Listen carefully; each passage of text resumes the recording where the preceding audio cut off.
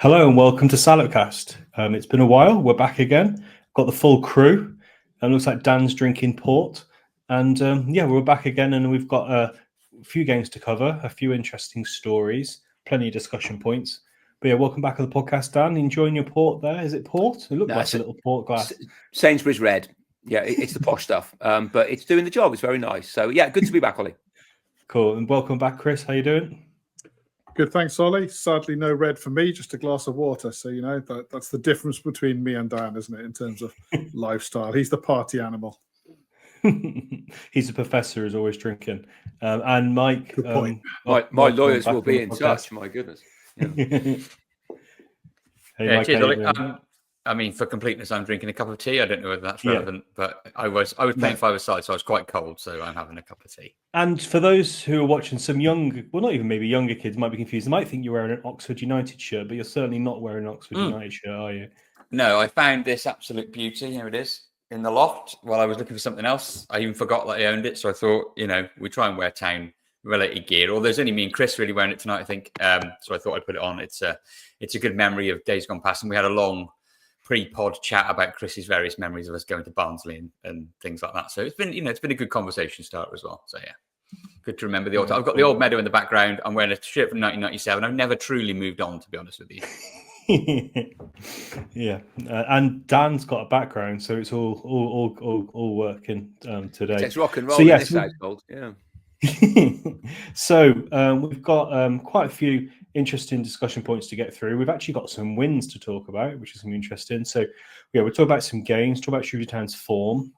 Got an interesting article in the Daily Mail about Roland to talk about, and Chris went to the Q&A and many things in and around that, and I'm sure as normal we'll go off on lots of tangents. So yeah, thanks everyone for listening, and yeah, let's jump into it.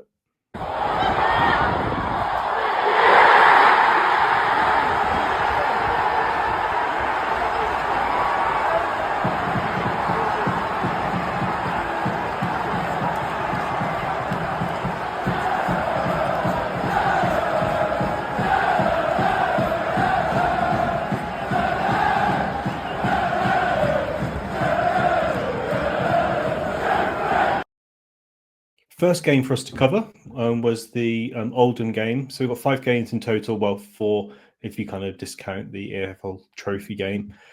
Yeah, Shrewsbury Town draw away at Oldham. This podcast has been put together a bit quick. Mike, I don't know if it's Mike in his new era as since he's been promoted. Congratulations, Mike, that he's now having much higher standards and is scolding me for not doing podcast agendas and preparation in the acquired time. But wow. Yeah. It was more of a self-scold than anything, because I sort of think about this stuff like 30 minutes before we start, and I probably need to do a bit more, really, yeah. Where are the vibes gone, Mike? You just a vibe, we want the vibes. Don't neglect them. The vibes have gone. I left the vibes in League One. I think Steve Cottrell took the vibes, and they've not been back since. So yeah. Did anyone go to the Oldham game? No, I watched it on telly. Yeah, it's one of the rare games we normally have someone go to. Dan's pretty obviously consistent with these away trips, but I was at Wembley watching the rugby league on that day, so no, I couldn't get there. Yeah, so Oldham, interesting game, I'd say. A game that felt. Obviously, we'd come on the back of a couple of wins, hadn't we? Our form was on a bit of an uptick, and this, Chris, was for me a game that I felt for the first time in quite a while genuinely disappointed we didn't win, because we took the lead twice in this game, and unfortunately we just couldn't hold out.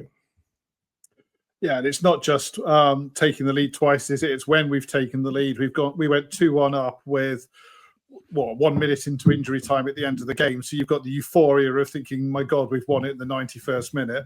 And then obviously it slips away from us straight afterwards. So that was frustrating. That was disappointing. But it was another game unbeaten. And I came away from it feeling that we can take some heart from that. I'm disappointed that we didn't hold on. But it was a decent showing in what was not an easy game. Oldham are having a fairly solid start to life back in League Two. It was never going to be the kind of game where we could turn up and canter away with it. So it at least allowed us to maintain the momentum that we'd started to build up in recent weeks. So while I was disappointed, I was still as well fairly satisfied that we were still at least moving in the right direction. At least that was my take. I don't know if everyone else agrees with that, but that's how I felt.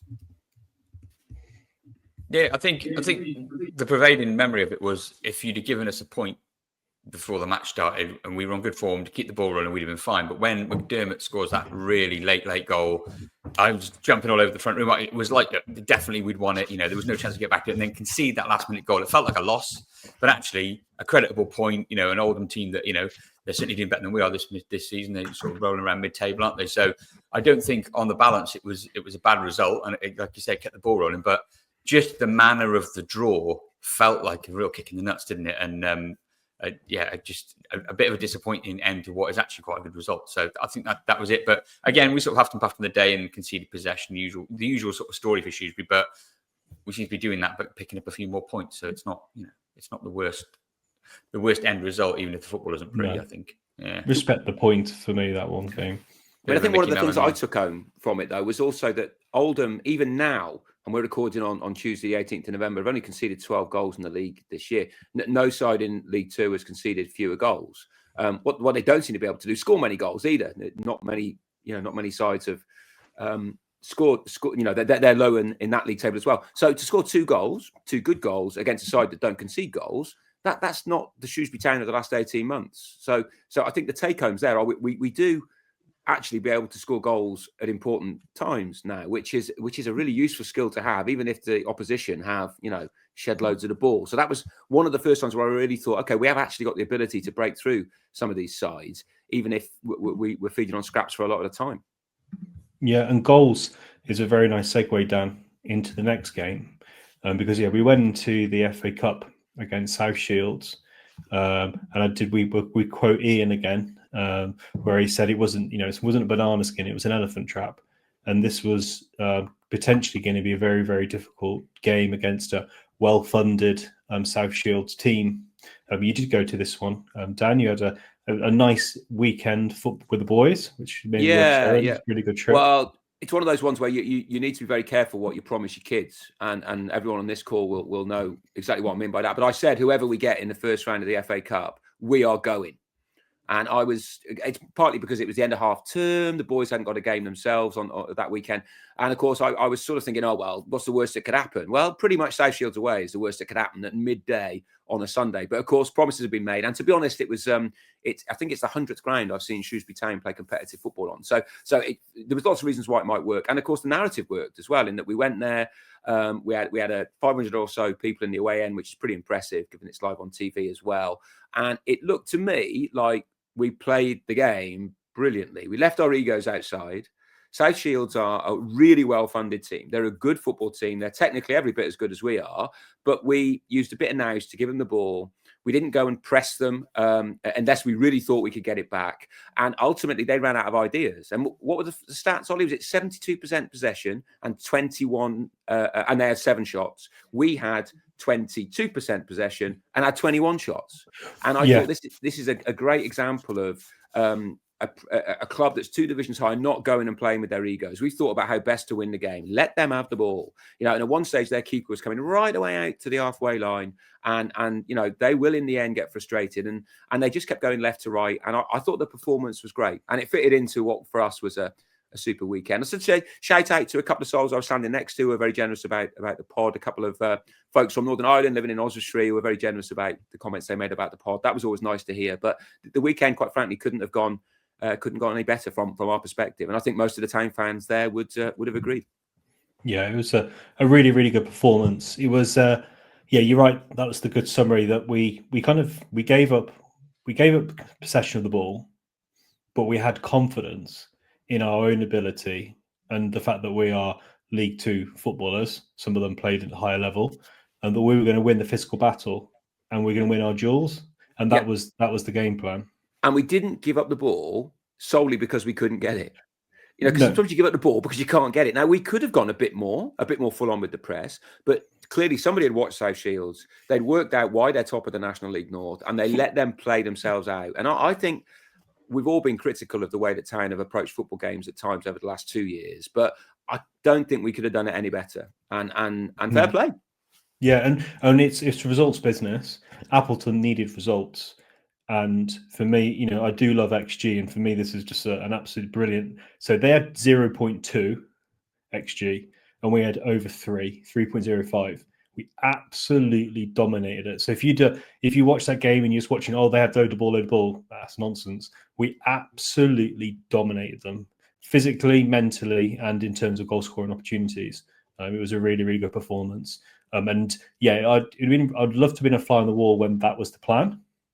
But the players brought into the plan, and we made the most. And we could have scored more, couldn't we, Dan? We could have scored 5-6 in that game. Yeah, Cabio had a couple of good chances in the second half. Cabio really should have taken that chance. That was a brilliant chance. I mean, shout out as well to the way the side dealt with I say adversity, they might be overcooking it, but Sam Klukas going off after 10 minutes. Yeah. Whatever the plan was, it wasn't that.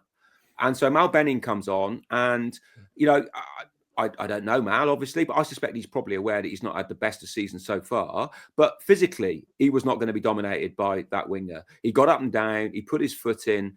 It didn't really do much wrong. And, it's all right saying they're a National League North side, but they're a very good team with a lot of money.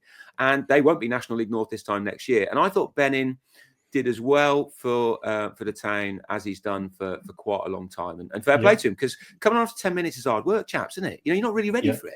And I thought, shout out to him for doing everything, all the small things really well. Yeah, for me, there's a really nice moment when Cabio won a one-on-one duel, and he really proper celebrated it. And for me, that was a bit of a kind of a good moment, and just kind of shows that while we've obviously the results have not been well under Appleton, I don't think there's any question that he doesn't have the backing of the players, and they're playing for him. And yeah, that was a really, really good performance. Any comments from Mike, Chris, before we move on to the next game? I can't comment because I was in Market Drayton watching my lad play football. The joys of getting picked from a telly game is you can't really plan your life around it when the kickoff gets changed. So I didn't see it, but I watched the highlights back, and I know all you guys did. It sounded very professional. So on to the next one. Yeah, that's what we're saying. The next game, we went away to Crewe. Really good town following. You were at this one, Mike, weren't you? Really good town following that day. And yeah, we played the best team that we've played so far in the league in terms of league position. Well, at the time that was the case. MK Dons have overtaken them since, but at the time Crewe were third after this game. And yeah, Crewe a good side, Mike. Yeah, it was a really good day. Like you say, we went up on the train. It was my lad's first ever away day on a train, so we were excited, and we met with some friends, and they took their kids, and there was a real buzz in the station and a buzz when he got off the train, and the town fans were out in force. Unusually for us, we got into the stadium early because we wanted to make sure we got good seats, the kids could get a view and watch the players warm up, and they looked up for it. And we had to have that whole side of that stadium at Crewe is something special when we are sort of towards the bottom of League Two, taking 1,600. And then we started okay, but we just faded out of the game very, very quickly. And I just thought we didn't really compete physically with Crewe. They were obviously going to be technically better than us. They're doing well in the league, well, much better than we are. But we didn't compete with them as part of a local derby with a large following. You would think that the players would be up for it, and they just never seemed to get there.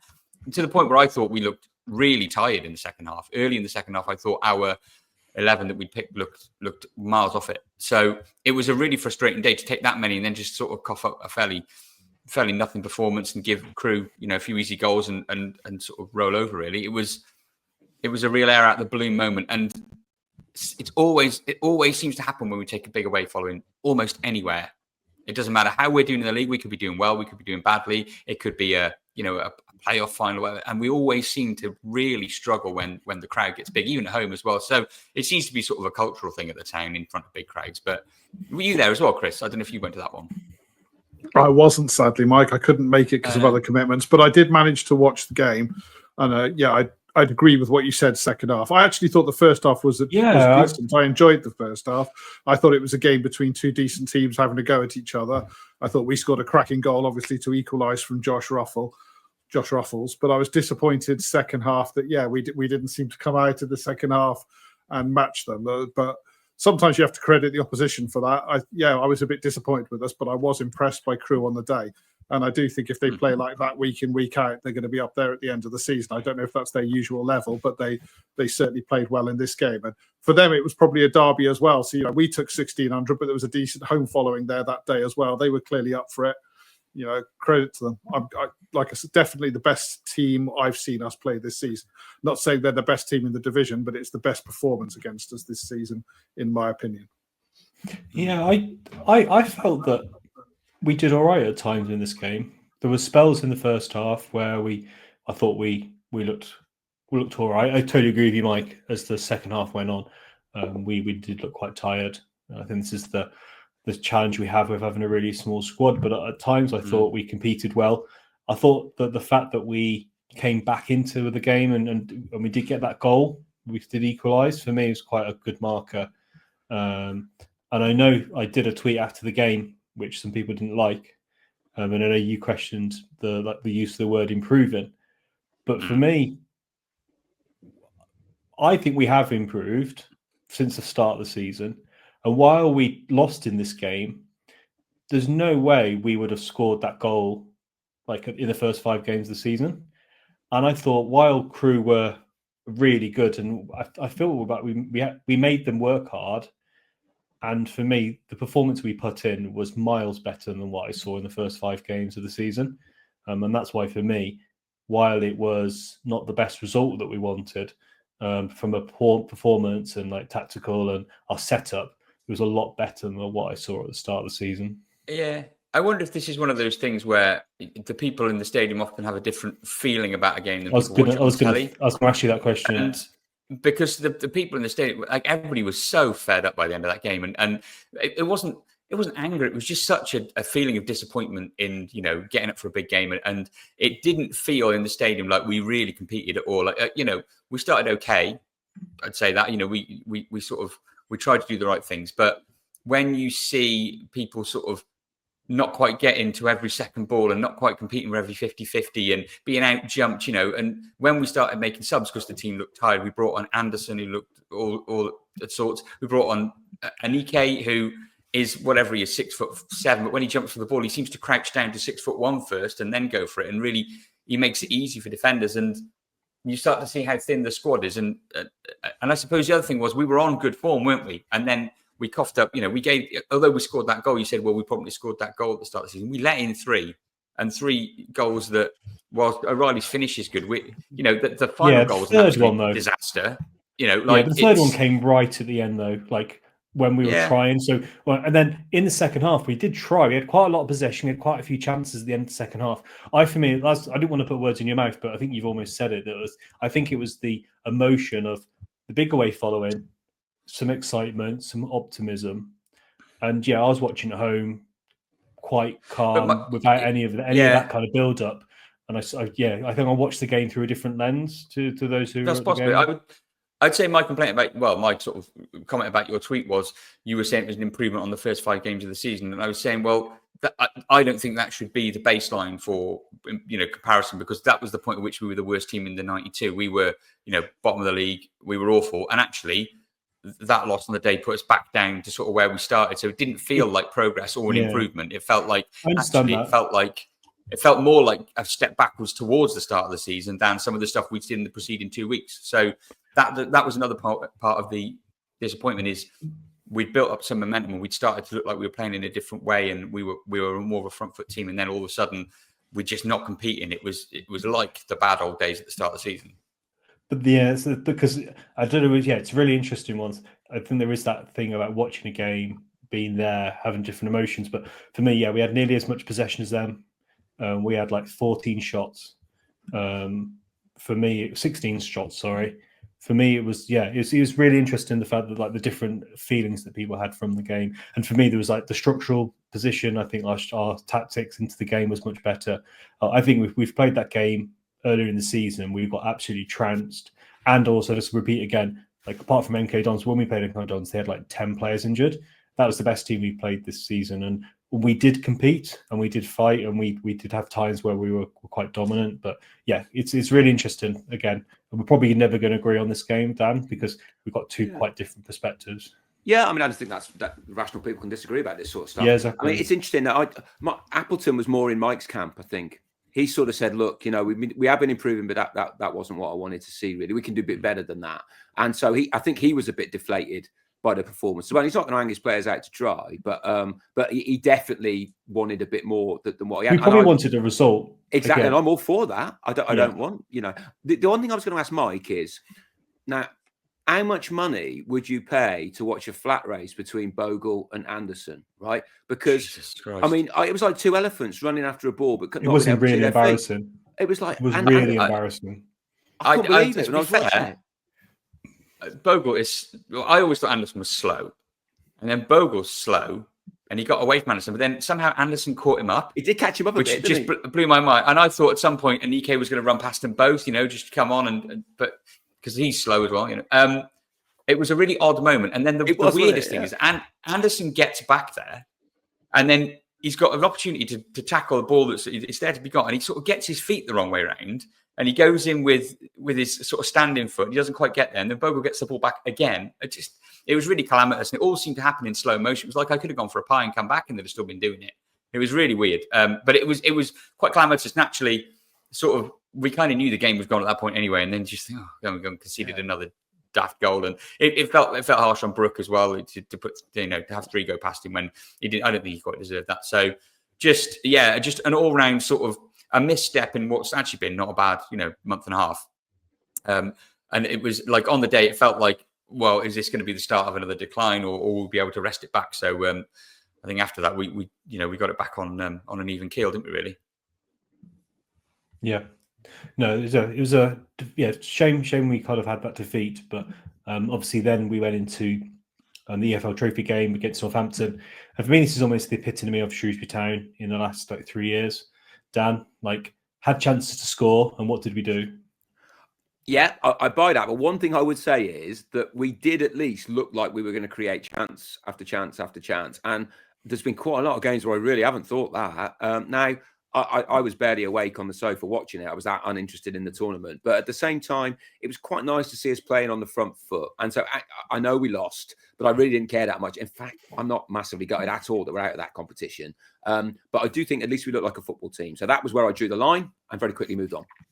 Yeah, exactly. And then we went into the game on Saturday. I didn't go to this game, though I did end up watching the second half.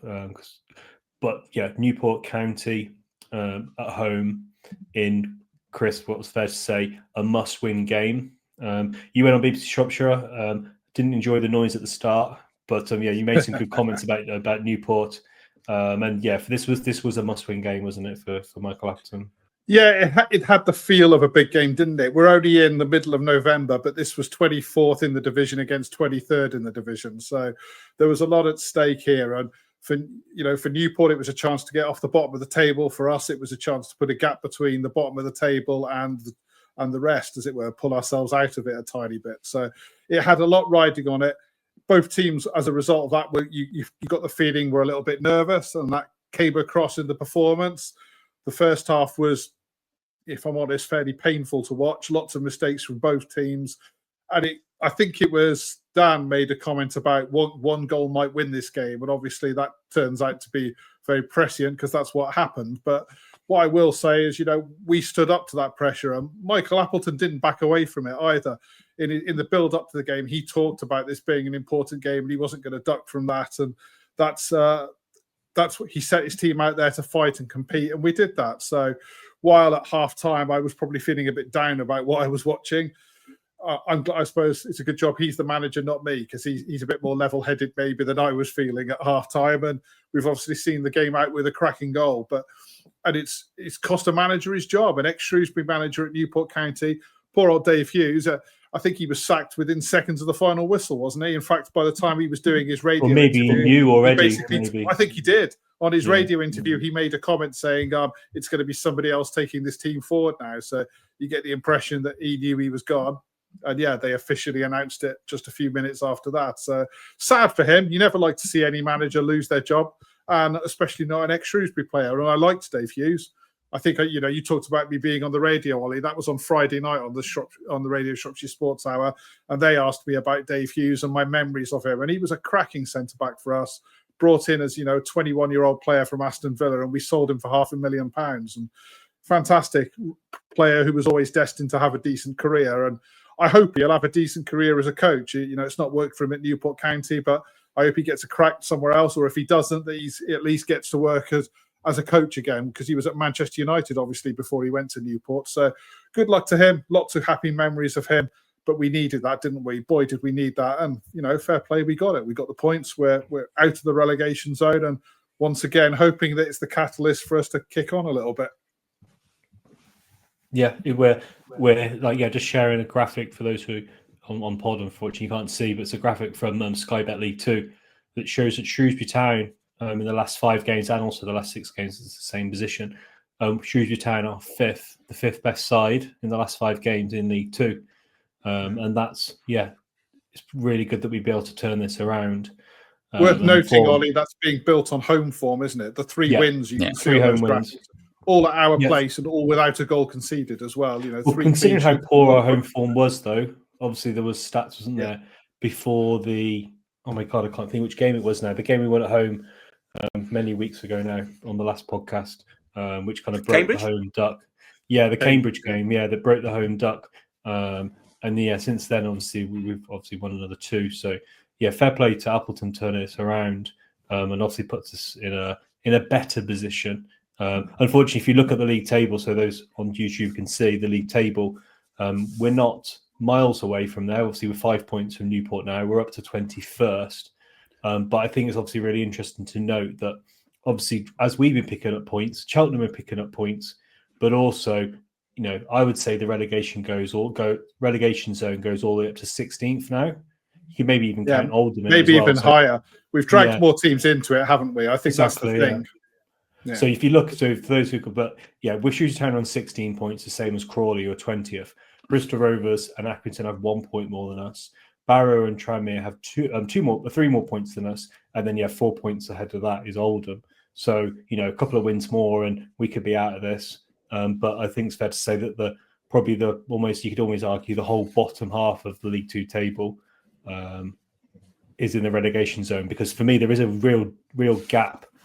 You know, I feel like we've seen a lot of rubbish teams so far this season in League 2, and I would say, you know, a good chunk of this division could be relegated. I'll say anyone in that, all the way up to Oldham, and you say probably even more, could get relegated. Bristol Rovers have lost 6 in a row, and I think that their next game this weekend is Cheltenham. So at least one of those sides down there is going to drop points again. Harrogate as well. Harrogate have lost 5 out of the last 6. Yeah, so they're really in free fall. The way I would look at this, Ollie, as well, is that people look at it and think, oh God, we're still 21st. But after 10 games, we'd won 1, drawn 2, lost 7.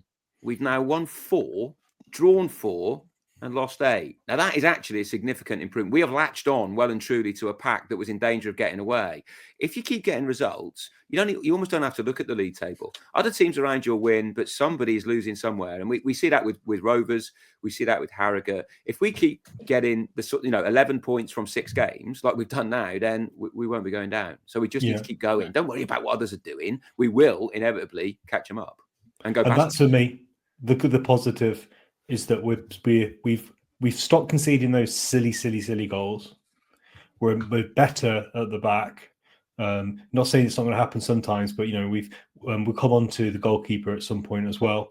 But I think we're a lot more solid, and we're creating chances, as Dan said, Mike.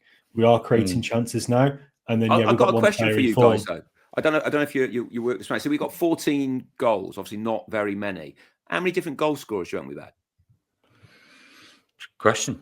Now, Vince caught me, one of my team, he caught me with this the other day, and I said, I gave him a number, and it was wrong. And then, of course, he bloody well knew all of the names of the goal scorers, so I had to list them. And I tell you what, it wasn't easy. And what do you reckon, Ollie? Any thoughts? We got 14 goals in the league. 7. 9. 8. 11. 11 goal scorers. Yeah. And I said to Vince, how's that work? Because like Scully's got 4, and he said, no, he hasn't. He got 2 at Sheffield. Yeah. So we've got 11 different goal scorers. The plus from that is we are getting goals from everywhere, fellas. Goals are going in all 14 goals. 14 goals from 16 games isn't a lot, but I would. But I mean, the whole team is contributing to goals. we just need somebody to score more than 2, which is our top. Yeah, I was going to say the other thing as well is that the goals that we're scoring recently, particularly Scully, they're all screamers. You know, Scully scored an absolute screamer against Newport, which wins the game. Otherwise, we didn't carve open many clear-cut chances. But I thought that was terrible. By the way, I thought that was an absolutely awful game of football between 2 really poor teams. We were just slightly less shit than Newport on the day. I thought Sammy Brady was very good for Newport, number 44. Yeah, the centre mid, got booked. Yeah. But you know, we got Scully scored a screamer. Ruffles scored a good goal, but from outside the box against Crewe. McDermott's late goal and the other goal we scored at Oldham were like outside the box screamers. Now, in the past, we've had complaints about Shrewsbury not taking shots. So, okay, positive, we're having a go. But if we're not scoring those brilliant goals, we're not scoring any goals. And if the luck dries up on a bit of that, then I'm concerned that our strikers aren't scoring any goals. So it's great that we're spreading them around the team. But at some point, your strikers have got to start chipping in. You need a Dan Udo 10, 11, 12 goal a season from somebody. I don't see that happening at the moment. So my concern is that they're not coming from where they're supposed to come from. Yeah, totally. I think it's a really, really fair point. Totally agree with you, everything you're saying there, Mike. Against Newport, we did actually create like 4 big chances. Like we had good chances to score, but it's not scoring them. So yeah, we're not finishing. We are creating a few, but we're not. Yeah, I'm agreeing with you. But at least now we are creating those chances. That's the improvement. So we're not as porous at the back. We are now creating chances. The biggest problem we have, and obviously the £5,000 a week reason why we haven't got Dan O'Doe, is we don't have a striker of that caliber. If you put Dan O'Doe in this team now, I think we'd finish top half easy. I guess that's sort of what Eovian was brought in to do, but we've sort of lost him, which is unfortunate as well. You know, Judge, did you guys agree with me or disagree with me? If we put Dan O'Doe in this team and he was fit, I think we'd finish in the top half. Well, I think we'd be a better team. But what I would say is just one striker. I think a striker. Yeah, he already scored 2 goals in the game against us, so we've seen that he can still do it. Yes, I agree. We'd be a better team for sure. But what I'm saying, Cabia misses from 1 yard and gets it over the bar, which was a real, piece of technical skill actually to get it up and over the bar from 1 yard. And I'm not knocking him. He's not one of the 11 goal scorers. And he's somebody who is he is arguably our key attacking threat. He's brilliant going forward. I've got no issues with Cabia. He hasn't scored for us yet, and 11 other people have. And then we had our goal scorer who's got over 100 goals in league football, John Marquis. Right, now, okay, he overran that one from a yard out, but there was no movement at all to try and get back to knock it in. So we have, in theory, got somebody who scores those goals, but he doesn't. And that's what Alberton said in the post-match. He says he's really happy that Scully scored a beautiful goal, but he wants him to score some tap-ins. There's no tap-ins in there, is there?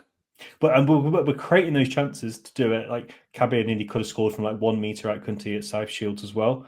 So at least we're creating those chances, and that's the improvement for me. We've got Scully finding his feet as well. He's got 4 in his last 5, and he's come here not having played a lot of football in the last 2 or 3 years, and he's now starting to play week in, week out, and you can see the improvement in him. So I'm hopeful that he's not going to maintain 4 in 5 for the rest of the season, because crikey, he'll end up with 30 goals. But the way he's going, it'd be wonderful, but I doubt that's going to happen. But I have hopes that he'll get into double figures. He's starting to me to look like a proper player, and he's only getting better. He's a real Sean Worley player. He's a high percentages, high risk footballer. He gives the ball away a lot, which is incredibly frustrating. But the balance of that is the stuff, he does create opportunities to score goals, and he can create that piece of magic that I think sometimes you lose when you're very sort of, quite stilted and quite structured as a football team. You need players out there who are going to try and beat people and lose the ball 9 times, but beat them the 10th time, and the 10th time they score. So I've been getting a bit frustrated with him because he does waste the ball a bit, but you can't argue with the return. Without him, we wouldn't have won 2 of those games. We would have been sort of 4 or 5 points worse off. So I hope he carries it on, because he's that sort of missing bit of magic that we sort of. You made the Worley comparison there, Mike, and I agree with that. And I'm not saying he's Sean Worley, yes, but let's not forget, just a few weeks into his Shrewsbury career, though, people wouldn't have expected Sean Worley to go on to be what he was. He took a while to get going at Shrewsbury as well, and when he did, obviously he really hit his stride and has created these memories that we all love so much. So Scully's still only 26 years old himself. He's actually a similar age to when we signed Sean Worley, which, interestingly, I suspect. I thought he was older than that. Scully, he's 26, I think, isn't he? Pretty sure I'm right on that. I thought it was like 29 or something. No, I think 26 is 26. 26. So there's there's a player there, and if I've got hopes for him. He looks to me like he's, as long as he's got his injury issues behind him, the only reason we've got him is the injuries he's had. So if he really has put those problems behind him, I've got hopes that we've got a player on our hands there. And he's proven he's only on a 1-year deal, but see what he does. But just talking about, we're talking about players and stuff like that. Chris is going to jump ahead to the Q&A. What did Appleton say about recruitment? Those two positions he was talking about. Yeah, so that was a good event. Technically, it wasn't a Q&A. It was an evening to raise money for prostate cancer for Richard O'Donnell, who's running the London Marathon in memory of his dad. So I just wanted to drop that in there. And if people want to search for it, donate to it, because it's a really worthwhile cause. And it was a good night, a good turnout. So, but yes, there was a section where they talked extensively about Shrewsbury, and Stuart Dunn was hosting the night and asking the questions. And yeah, he was asked questions about the January transfer window, and it was interesting stuff. He made it clear that he's looking for 2 or 3 players. He said it all comes down to finances, and he's saying that's all still up in the air. Obviously, we've got players like George Nurse, who's just come back to us from a loan elsewhere, so we don't. I think, reading between the lines, we're going to need to see the Nurse leave. We're going to need to see Gilead stay at Carlisle. There's a few things that are going to have to happen for them to be able to make any significant changes to the squad. But if he does get the chance to bring people in, he talked about a couple of positions and maybe 3 players. So interestingly, he talked about a defensive midfielder.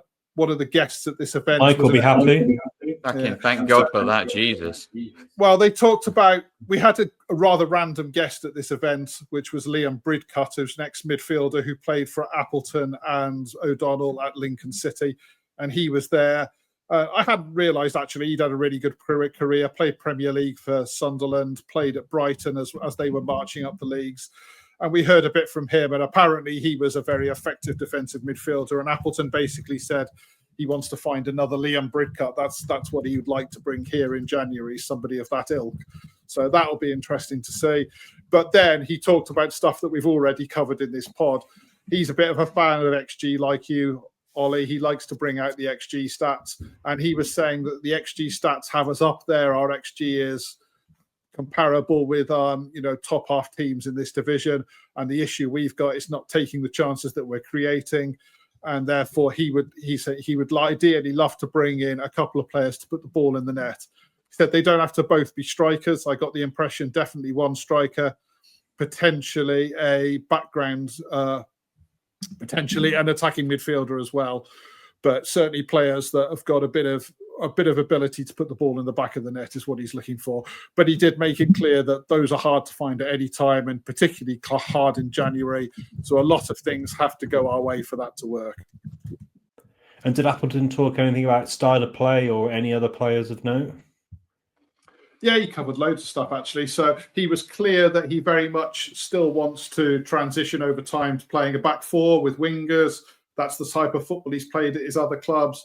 He talked about a back 3 being very new to him, the way we're playing at the minute, but it was kind of a horses for courses situation. I think this was almost, a plea for time. He feels that if he's given the time to do the job, he'll improve us and he'll get us playing the way he wants to play. He talked about needing a couple of transfer windows to do that. So I think that was making his case for not just January, but also the summer and going into next season, what he hopes we'd look like at that point. So that was interesting. Talked a bit about some of our current players as well. So a couple of things that stood out for me. Chuks Aneke, somebody asked about Chuks and whether he's getting close to being ready to start a game. Michael Appleton said he will never start a game. So I thought that was really interesting. Chuks Aneke is very much here to be a super sub and impact player. He basically said that when they had him at Charlton, because of the impact he could have, they were desperate to get him into the team. They did start him in a couple of games and he broke down. And they said that that was their fault, their mistake. And they've learned from that his body is not capable anymore of playing, 60, 70 minutes of football.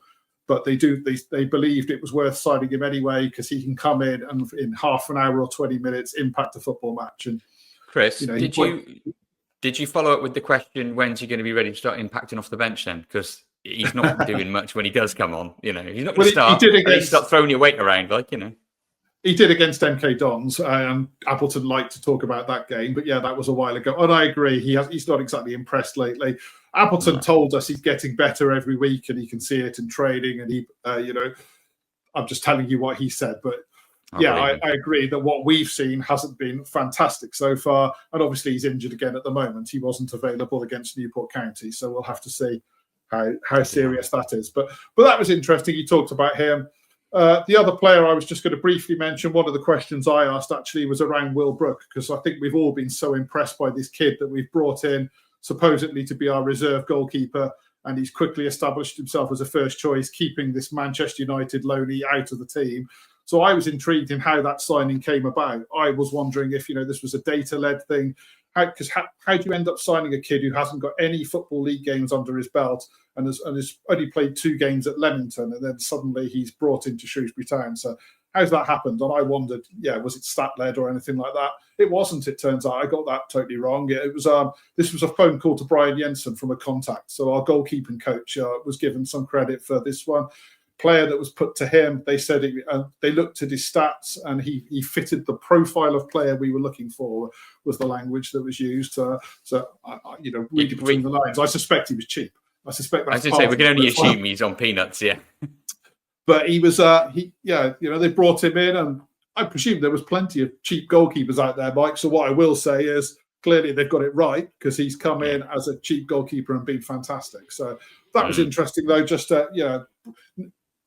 how that happened. Anyway, I think Brian Jensen, obviously a goalkeeper with a lot from his past, who's probably got a lot of contacts in the game in terms of the goalkeeping circles, and he brought him in. So that was interesting. The only other bit I wanted to touch from the night actually was Ainsworth talked a lot about the Newport game. The event was on the Thursday night last week, so 2 days before that game. You've just called him Ainsworth there, Chris. I'm gonna have to call you up. Sorry. You're still obsessed with your former love. You can't got to let him go, mate. Gillingham through and through. Well, that was one of my other reflections. That was probably in my head. We had a similar event to this back in March when we had the Gareth Ainsworth event, and 10 days later he was gone. So I'm thinking at least Michael Appleton won't be gone in 10 days. Yeah. So apologies, Michael. Mike and his Cottrell loving, I think you can be forgiven, Chris. I mean, but I get the feeling that, I've just joked, at least he won't be gone in 10 days. Last Thursday, you don't know what's going on and what conversations have been had internally, but Michael Appleton was making a couple of dark comments that made me think that he wondered whether he'd still be here through the weekend if we didn't win that game, because he categorically said that he's not going to hide away from it. We have to win this football match, and I know what will happen if I don't. So that was what he said, and it was kind of one of those comments that made a few of us draw breath a little bit, and he carried on, and Stuart didn't press him on it, which I understand. But there was a sense there that he obviously felt he was under pressure if he didn't win that Newport County game. So that was interesting. So one other thing actually to note from the night, question that a lot of people I think have asked Michael Appleton about. Now he's the manager as opposed to the head coach, I suppose, even if they haven't officially changed his title, with Mickey Moore gone. He was asked how he felt about the departure of Mickey Moore, and I expected him to be very diplomatic with what he said about that, but actually he was very blunt. He said he's happier with how things are now. He thinks he works better this way, and he said now that he's in charge, you'll see a very different profile of player coming into this football club. So I thought that was quite interesting as well, and obviously he can only be judged on that in terms of what he does in January and if he's still here in the summer as well. But a good night. I enjoy these types of events. I took the lad along with me. I'm glad we went. And I like Michael Appleton as a human being. Ultimately, as a Shrewsbury fan, I'm going to, you judge them on results and everything. But I want him to succeed. He seems a thoroughly decent bloke. It was a good event, and I really hope that we can push on from here, and he earns the time to show us what he can do as a manager. Because I think he would argue that he hasn't really had that yet. He's been firefighting from the day he walked through the door, and he's looking to get to a time when things are maybe a little bit calmer, and he can really start to build a team in his image. So it'll be interesting to see if he gets the chance to do that, and if we can push on. Yeah, for me, and that's the key bit, isn't it? Is that when we last did the podcast, those 3 defeats we had, the Salford, Harrogate, and MK Dons defeats, there's a lot of pressure, wasn't there, on Appleton at this point? Obviously, the win at home to Cambridge was key for him. But I think it was the MK Dons game at home when we lost. There was a lot of pressure mounting. There was rumours that potentially he was going to get sacked. I think it was that weekend. And the chairman didn't sack him. And I think you've got to give respect and credit to the chairman, because he's made what appears at the moment like the right decision. It's early days. But since that kind of fateful weekend, we have won 3 home games, picked up 9 points.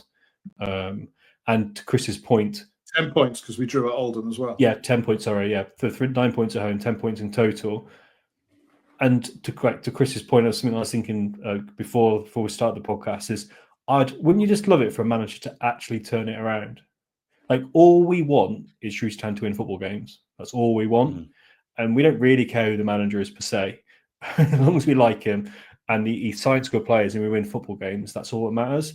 And I would love it if he could turn it around. And he does get those windows. You say we don't mind who the manager is, but when Appleton was on the verge of being sacked, the only real name in the frame was Steve Evans. And I think we all came out and said we did not want that. And I think there's an element of you say, well, the Roland's done the right thing because he didn't sack Appleton. I'm not sure if the inaction was the fact that he just didn't have any better options than the one that was floating around people were not having. And I think sometimes by doing nothing, sometimes you can get it right. He didn't come out and give Mike Clapton a massive vote of confidence. He didn't come out and say, I know it's not been great, but we really... He doesn't really do vote of confidence anyway. Yeah, but, in doing nothing, I think is, you can read it one or two ways. He's not got much credit left in my bank. I understand what you're saying, but at the same time, like, he didn't sack him, and we have picked at 10 points. I think you got, I don't know, Chris, Dan, I do think, we're very quick to criticise. And as Shrewsbury fans, we have a lot to criticise the chairman about because of, the decline of the football club. But not sacking Appleton and sticking with him at the moment seems like the right decision. Well, you say we got 10 if I got 11 in 6 because we had another away point before then. Admittedly, pretty gruesome one at Barrow, but it was an away point nonetheless. So, I think ultimately we're fifth in the form table. We've latched on to the rest of the pack. We see a method. We ain't 1970 Brazil, but if anyone thought we were ever going to be, then they're clearly deluded. So ultimately, the Appleton is slowly but surely showing that he has half an idea what he's doing. And for me, I thought that point about getting sacked at the Newport game either way was bonkers. I'm not saying Roland wouldn't have done it, but at the same time, I just think... I don't think he was going to get sacked after the Newport game. I think the pressure would have been back on him. Yeah, I think he said it knowing he wasn't going to get sacked, but I think the pressure would have been back on him if we'd lost that game. If you're bottom of the 92, the pressure should be on you. Exactly, 100%. Chris, what's your thoughts on Appleton and where we go? Obviously, you shared a little bit there, but so the period you were talking about when he was under a lot of pressure, I felt he was bordering on his position being untenable. I don't like calling for managers to be sacked, but I was starting to think that we might have to make a change. And, if that was my opinion at the time, I thought results pointed to a manager who'd won 2 games in 22 or whatever it was at Shrewsbury, and it was looking pretty bleak. Fair play to him. Since then, his position doesn't look untenable anymore. So to an extent, he's proved me wrong. I'm glad he has. And I think at the moment he deserves the chance to carry on a little bit longer, that's for sure. And I feel like there's signs that we're heading in the right direction. Now, time will tell whether we continue in that direction, or is this just a little curve in the road, or have we genuinely turned, up the proverbial corner? Let's hope we have. But I feel like I feel happier as a Shrewsbury fan now than I did a month ago. That's for sure. And good luck to him because, like I said, I think I've given my views. I think he's a thoroughly decent bloke, and I like to see thoroughly decent people do well in life. So good luck to him, and I hope he proves to be the right person for us because he's got a track record. He's had success elsewhere, and I'd love us to be the next Lincoln or Oxford, as opposed to the Charlton or Blackpool where he was less successful. Yeah, one thing I'd say about that as well is if you look at the criticisms that we were making 6 weeks ago, a lot of it was about lack of pace at the back and conceding silly goals. The world looks very different when you start having nil next to your opponent's name in games. And the 3 home wins, as I say, we only scored 4 goals, but we didn't concede any. And, we've had 0-0 draws away from home as well. And I bet the defence was livid about the goal they conceded at South Shields because it was a classic old school we've overplayed this. We shouldn't have given it away. Give it away type of goal. And I think the very fact that those three very slow centre halves now suddenly look like assets, dare I say it, is down to, I think, a bit of faith in them. But the thing is that coincided with that is Anderson dropping out of the team and Hoole playing. Yeah. That's where we started to look more secure at the back because Hoole added an element of pace. Now Anderson snuck back into the team. Yeah, I know he snuck back into the team bit on Saturday, and he looked slow again. He didn't slow. He did not fill me with confidence. We look better with Hoole in there. I think if Anderson comes back in with Stubbs and Boyle, I think we'll start to cough up a few more chances and be hit on the break easier. I think he slows down that whole unit. He gives us a bit of pace, but Hull's got nothing in the tackle. If I'm being brutally honest, I don't see. Don't need it. Let the other two tackle. He can do the sweeping, like you say. That little pickup in form absolutely coincided with Luca Hall being in the team. You can't argue that. Yeah, well, I think there's three. I can argue with coincidence. Definitely argue with it. There's 3 or 4 players I think that have improved. I'm with Mike. I think the pace that Hall brings to the side. Oh, it's an asset. Helps. It's an asset. I think Stubbs has improved probably the most with Scully. Yeah. Boyle has improved as well since, and then obviously we talked about the Prince, where Mike called him Harry Brook, but yeah, Harry or Will Brook. The Prince, who's been absolutely phenomenal, and I can't imagine there's many teams that have signed a player from non-league via Leeds United and Nottingham Forest academies, and come in, and those 4 players for me have been instrumental in terms of up to the 4th. And there's one other player I just want to say. Sorry, I've missed one. I think Ruffles has been really good. He studied it in the middle, and he definitely put a foot in. He's been excellent. He's been excellent. I'd like to see us get a left back in and see Kluklas and Ruffles run that centre midfield. That would be really nice. Two good footballers in there. Yeah, but is it really interesting? There's a pre-match, and I do quite like Appleton. Like, I think I think the more games you win, I think he's a bit more open. When we're winning games, he's a bit more open. And he was saying that when we had Klukas, we basically just gave the opposition too much space. Klukas spent most of his career as attacking midfielder. And I don't think it works. I'd like to see him in there with Ruffles in there or somebody in there holding it. Yeah, maybe Klukas plays further up. But he's not going to play next to Ruffles. Pivot, No, I agree with that. Ruffles has brought a lot of legs.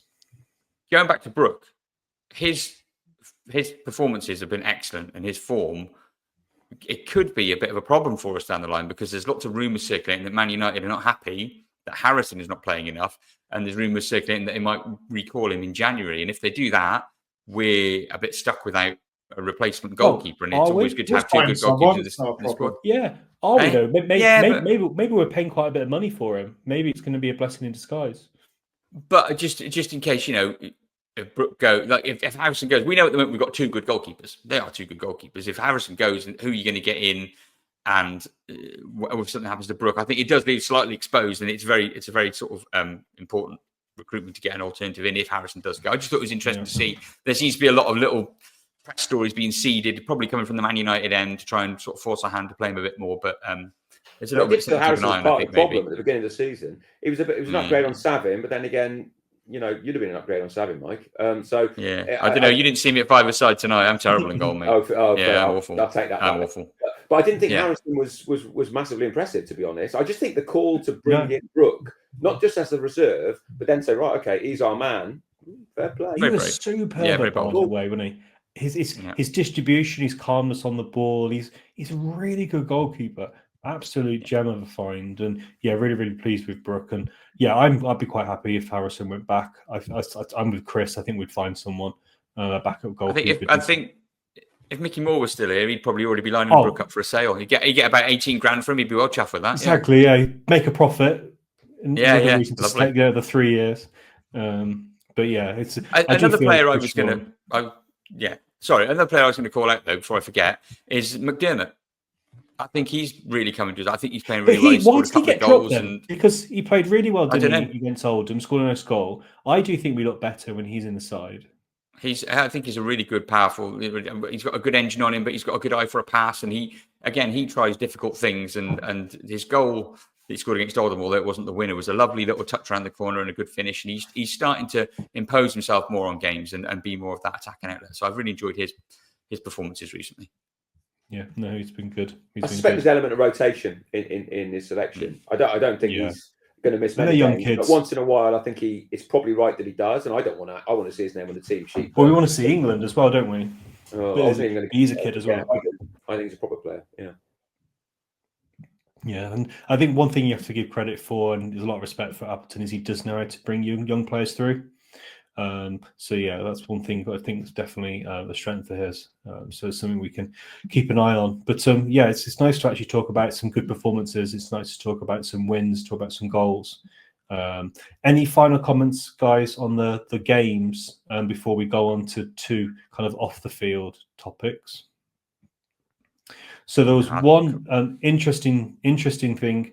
I know Chris definitely saw this live happening, where it was Alan Nixon versus the Pie, which was a very interesting day on Twitter, where a former Sun journalist fell into an argument with a Sheffield Pie.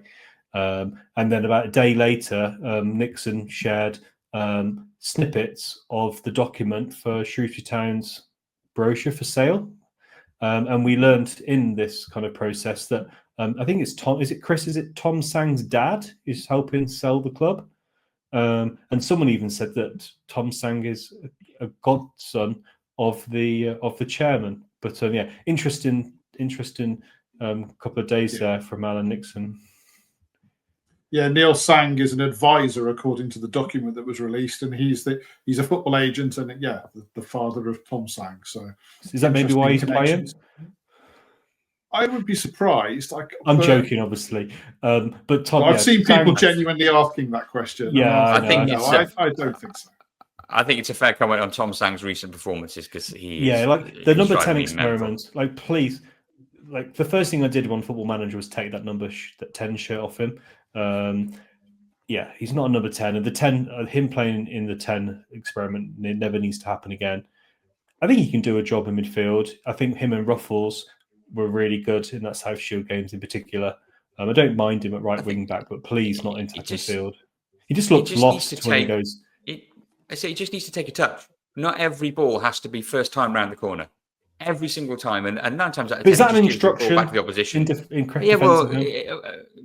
it better then. It's really wasteful. We just turn the ball over all the time. Like, it's just take a touch and recycle it. It's fine. Like, don't worry about it. You're doing a better job for the team by keeping the ball. But I think he just needs to, because I think he's one that's trying to impress and sort of he's trying a bit too much. Maybe just take a bit out of it. But what do I know? And I don't know, Chris. Maybe tee you up. Do you want to? Could you read that opening paragraph of a certain article that came out recently? Oh, crikey, Ollie! Hang on a second. I wasn't prepared to be asked to do that. So now I'll have to find it. No bleeps. It's in our WhatsApp group. I found it. Yeah, I have to take my glasses off. Can't do close range reading with my glasses on. Okay, so you're talking about the Daily Mail article with Roland Wycherley that appeared, which was interesting stuff. So he starts the journalist by saying, Roland Wycherley said, "You've written 3 things about me in your column that were bullshit," said English football's longest serving chairman. "The worst was when you said I'd called Kenny Dalglish Ian Rush for a joke when we played Liverpool at Anfield. I did, but Kenny's a friend of mine and saw the funny side. Nobody was offended. I'd love to know who tells you these things. The only thing you bloody got right was that I was an octogenarian. I told my girlfriend of the time I was 60. When she read that, she left me." And that's how the article started. So, it was. It put smiles on all your faces. And this is Roland Wycherley has been. I've seen people saying, "Oh, it's awful, whatever." But I've got to say, I loved that article because it was authentic. That is Roland Wycherley. That is our chairman. And yes, he's a character, and yes, he's a bit balmy, and yes, he's a bit odd. But if he did more of this kind of thing, if he showed himself and spoke to supporters and talked a bit more about his ideas and his plans, I suspect he'd get a lot less grief than he does. But he keeps himself so hidden away. And it's a shame because, yes, he's a bit odd, but he's a character and people love characters in football. And I suspect there's supporters of other teams who've read that article who probably loved him. You'd read that kind. I watched some of the podcasts, the Peterborough podcasts, where Darren McAntony talks about Barry Fry. he's an absolute character of the game as well, and people love him for it. And I suspect Roland Wycherley, if he just put himself out there a bit more, he would be a lot more popular than he is. Because yes, he's mad, but he's also it's entertaining stuff. I mean, that's just one section. There was a whole lot more of it. It cracked me up. What was your thoughts on the article, Mike? I don't know. Chris sees a character and a guy who's showing his true self. I see with some of the axes he had to grind in the article, some of the sort of the veiled comments. I see a relatively thin-skinned person. He's put in. He's sort of admitted he's been such a pain in the arse in some of the negotiations that some bidders have asked not to speak to him. So he's so petty. He's put a picture of himself up in the boardroom to keep an eye on proceedings. And I just through the whole thing. It's always, I've been so let down by these people. I've been surrounded by the wrong people. We had 18 people to come and look at this football club and none of them were appropriate and they all had a problem and we couldn't pick a good buyer. And it's always, typically with Roland, it's always somebody else's fault. Absolutely zero self-reflection, zero sort of introspection about possibly what he might be doing wrong, about whether his approach is correct, whether he's got the right structures and people in place. Well, he's employing these people repeatedly, the wrong people, bad people that he keeps talking about.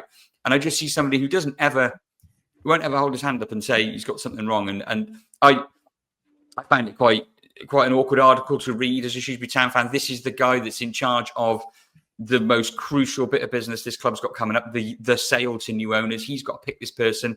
And yet he's saying, well, I only did an interview with this guy because you're a Cancerian like me. He's still in the star signs. He's a metal snake.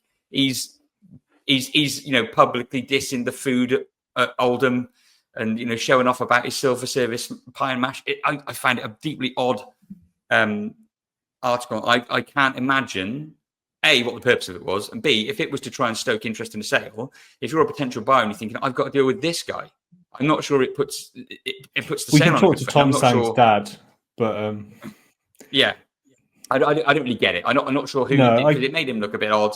It made the club look like a bit of a basket case. I'm not sure what anybody got out of that apart from a few clicks of the Daily Mail.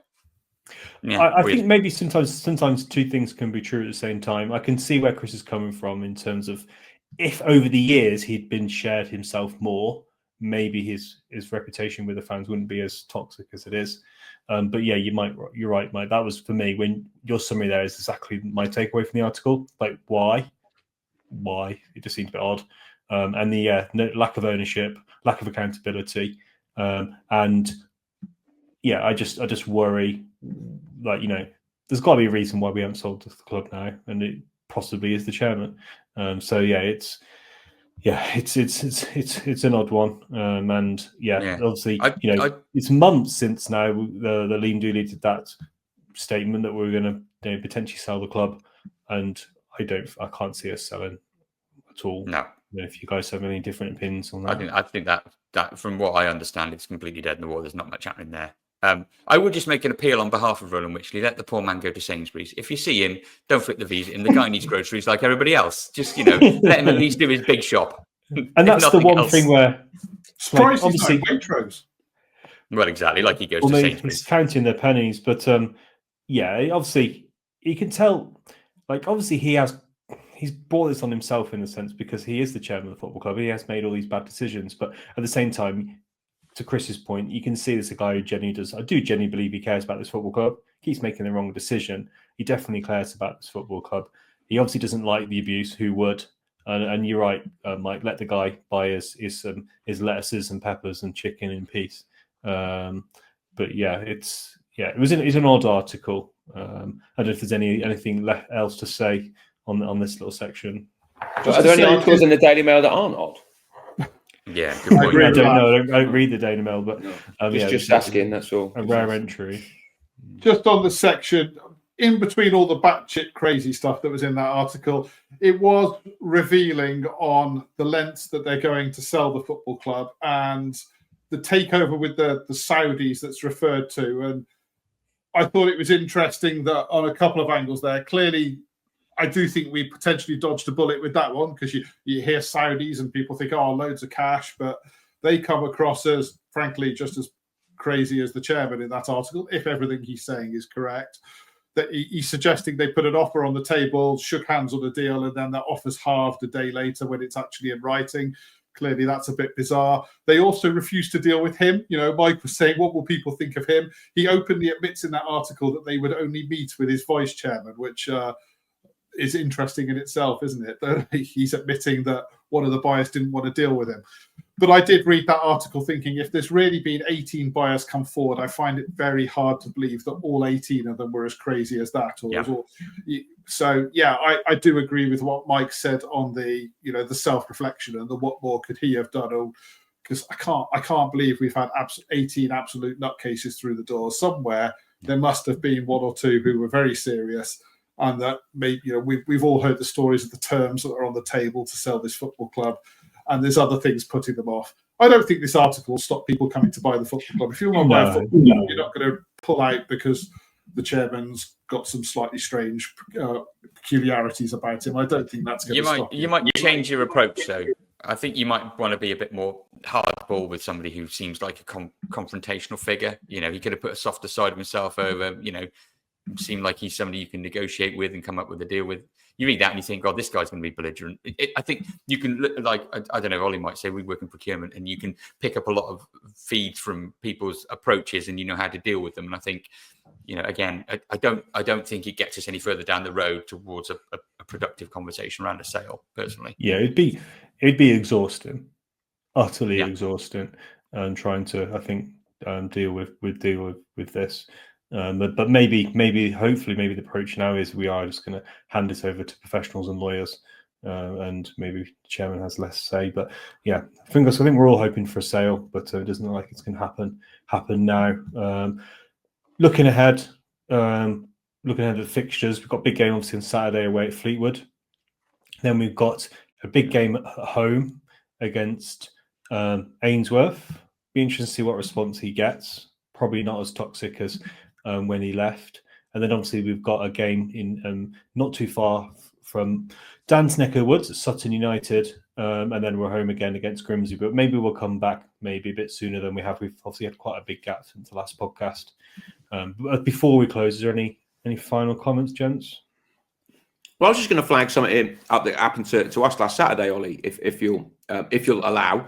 Just a very quick one. I always have this impression, I don't know, that the footballers, they're often young men, got the world at their feet. There's adoration around, and they're in this sort of microcosm that must be a bit weird. And I'm sure many are. But on Saturday, obviously, I went to the game. And after the game, I sent a message to a friend of mine who was also a professional footballer, and he'd been playing at Walsall. And in fact, it's Harry Anderson. I might as well say his name. And he's currently the League Two Player of the Month, isn't he? He used to be at Bristol Rovers. He's doing very well for Colchester, and he created one of the goals that helped Colchester beat Walsall. So good on him for that, as I'm sure we'll all agree. Beating Walsall always a good thing. But what he'd done is he after the game, he'd not gone back to the southeast. He'd gone to visit an old mucker of his from his Lincoln days, Anthony Scully. So Harry said, "Oh, I'm just actually on the way up down the M54. I'm spending the night in Shrewsbury at Scully's place." And I thought, "Oh, that's quite nice." And then so the next morning, I didn't really know. We had a bit more of a conversation as the night went on. But the next morning, I get a FaceTime message from Harry and Anthony Scully, and it's at Scully's house, and they just had a chat with my twins. Of course, already quite big Scully fans, given he scored 2 at South Shields, but he also scored a zinger of a goal the day before to win us that game against Newport, and. I thought that Harry and Scully would be out, not necessarily painting the town red, but they're young lads, And no, they got young families. They'd been sort of putting the kids to bed, and they both had Harry's got a baby son, and Scully's evidently got a baby daughter, very young, and they both had them on the call, and they were just chatting for 10 minutes with my twins about the game, and like you can imagine what 10-year-old boys were like. They were like, "Oh my god!" And they were. Vince told him he thought his goal at Oldham was the best of the 4, and they just had a really nice discussion. That was the absolute opposite of rock and roll. And I just thought modern footballers get a load of stick. Modern chairmen get a load of stick. They all get a load of stick. But I just thought it was a really nice 10 minutes that he didn't have to do to talk to sort of, people he didn't know. And respect due to him for that. But also respect due to modern footballers, maybe. Maybe they're not all as nuts or as self-centered as sometimes you might think if you just see what's reported in the papers. That's a nice little story, Dan. That's a nice way to end the podcast. And I was going to say, have a guess who their favourite player is now at the time. Yeah, well, I was going to say, because that's something we talked about in the podcast a while ago, didn't we? That we really the young fans have no one. We as old men, we have no one to get excited about, but young kids have no one to kind of idolise since Dan O'Doe, I think, probably, and then before him, Sean Morley. And yeah, hopefully Scully can do that. Hopefully Scully can be that player. I just say, I've much lamented this season, trying to get my son or my daughter to like a football player. And at the weekend, Gene said, our best player is our goalkeeper, Dad. He's brilliant. So he's a big Brook fan. So they're starting, as the form turns around, they're starting to sort of pick up players and favourites again, I think, which is always a good sign as well, isn't it? Yeah. And my Stan's more of a Ruffles man. He's already picked up the Ruffles, don't give the ball away. And it's what you say, Ollie. It's the green shoots of a positive narrative, which is nice. Yeah. So fingers crossed. We'll definitely do a couple of podcasts, I think, before the January transfer burst open. But yeah, thanks everyone. Thanks guys for joining me. It's been a pleasure. It's been good fun chewing the fat going over the last few games. And yeah, thanks everyone for listening. And we'll be back again soon. Cheers, Ollie. Cheers.